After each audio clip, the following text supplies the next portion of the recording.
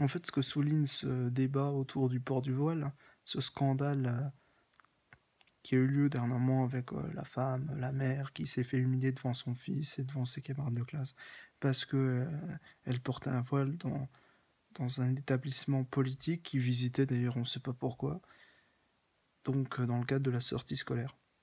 Ah bah, en fait, ça souligne le phénomène de la visibilité, en l'occurrence de l'islam, mais peu importe, la visibilité tout court, qui nous prouve une fois de plus que finalement l'apparence vestimentaire, le look, ça compte. Alors, ça, l'image, hein, l'image, l'homme est profondément idolâtre, donc il a besoin d'une image, de se rassurer avec des images. Donc c'est logique que ça choque, dans les deux cas d'ailleurs, que quelqu'un puisse être offusqué du port de l'habit de quelqu'un d'autre parce qu'il sous-entend que cette personne, et même injustement d'ailleurs, enfin je veux dire, on ne peut pas juger quelqu'un d'après son apparence, sinon ça veut dire qu'à ce compte-là, c'est la fin de la liberté.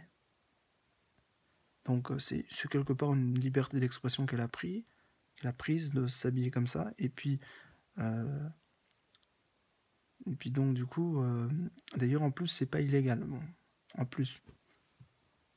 Donc du coup en fait le problème vraiment qu'il y a derrière tout ça, c'est comment peut-on laisser le droit à quelqu'un d'humilier quelqu'un d'autre, alors qu'en plus ça tombe sous le coup de la loi, qui n'est même pas protégée par la loi, et que la personne qui porte ce truc, ce bout de tissu en fait, se retrouve mise au banc des accusés, alors que normalement elle faisait partie du public et n'avait rien à voir avec la scène politique justement. Donc du coup, le problème de l'apparence physique qui est mise en avant, c'est que ça devient une idolâtrie dans un sens comme dans l'autre. Et le bien-être des enfants, bien sûr, est laissé de côté, hein, totalement. En fait, on en vient à débattre sur des sujets où la loi autorise ça, donc il y a pas. Après, je suis d'accord, la loi, on peut la changer. La loi, c'est quelque chose de la loi des hommes, parce que c'est la loi des hommes, c'est pas la loi de Dieu. C'est euh, c'est dérangeant en fait, parce qu'on est en train de parler d'un acquis social qui est la liberté de s'habiller comme une femme le désire, parce qu'en l'occurrence, c'est les femmes qui sont visées. C'est vrai que dans l'islam, c'est les seuls qui dérangent vraiment, parce que dans le fond, elles sont visibles avec leur voile, quoi. Enfin, il y a toutes les musulmanes ne portent pas le voile, et du coup, encore une fois, ça fait des débats dans l'islam énormes, ça fait des polémiques, donc monstres, donc ça fait des divisions. Et après, les gens se radicalisent, ils deviennent méchants, etc., les uns envers les autres. Et ça, c'est Lucifer qui veut ça. Et donc, pour ça, il aurait fallu légiférer. Si on avait interdit le voile tout court, elle ne serait pas rentrée dans la salle avec un voile, puisqu'elle serait même pas sortie de la salle avec un voile. Oui, mais dans ce cas-là, ça veut dire en gros qu'on veut une sorte de fascisme dans lequel on uniformise la personne. Moi, je suis ni pour qu'on uniformise le t-shirt, ni pour qu'on uniformise le voile.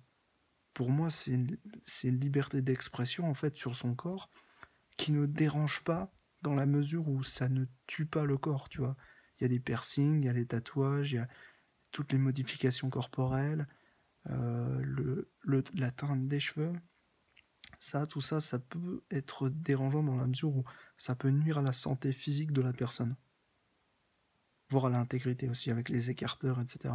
Mais après, tant que les jours ne sont pas en danger, je pense que cette personne peut rentrer dans visiter quelque chose. Je veux dire, si la sécurité n'est pas en jeu, c'est bon. Mais pour ça, c'est aberrant parce qu'en fait, on porte plainte contre une apparence physique, en fait. En sous-entendant, bien sûr, que cette femme va passer à l'acte, qu'elle va devenir terroriste de Daesh, alors que seul Dieu juge. Bon, après, je sais bien que c'est difficile, mais on a le droit de se méfier de cette personne, mais de lui faire porter le chapeau de tous les attentats terroristes du monde, non. Et je rappelle, en fait, parce que bon, il y en a qui disent que tous les musulmans ne sont pas terroristes, c'est vrai. c'est plus que vrai. Tous les terroristes sont musulmans. Disons que je mettrais quand même un petit bémol là-dessus, c'est que c'est des musulmans de Daesh, c'est-à-dire ils s'imaginent un islam qui est islamo-racaille, dans lequel ils chopent des versets les plus monstrueux, etc., du Coran et des hadiths surtout. Et puis après, quand ils veulent, ils vont en discothèque, ils se fument des joints, ils pratiquent le haram. Bref, c'est le contraire de l'islam. Donc voilà, c'est tout. Ils- Encore, ils pratiqueraient le haram, mais ils seraient des gens bienveillants, j'ai envie de dire. Ça irait.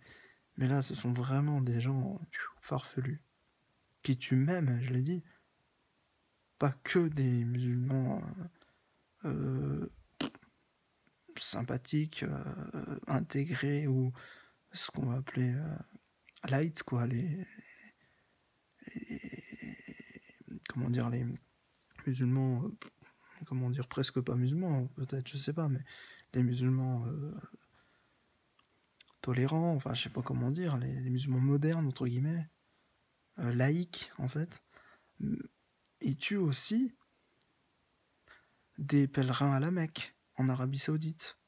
Bon, tu vas me dire, oui, mais bon, c'est peut-être parce que c'était des pèlerins qui n'étaient pas assez pèlerins, ils n'étaient pas assez musulmans.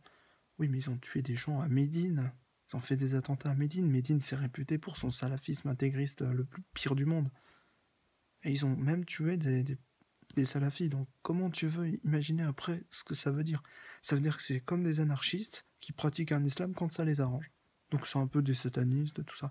Alors après qu'on les pioche dans l'islam racaille, c'est un peu comme les Marines, ils recrutent chez les drogués. Ça m'étonne moins.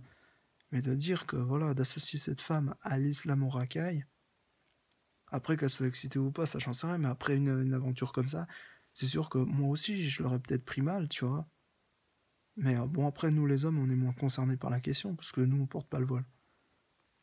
Mais c'est dérangeant, et en plus ça va contre la République, parce qu'à un moment donné, tu fais les choses, ça sort du pot commun, quoi. Je veux dire, cette femme était venue dans un cadre, si la prochaine fois on veut pas qu'elle porte le voile, il faut interdire le voile, tout court, c'est tout.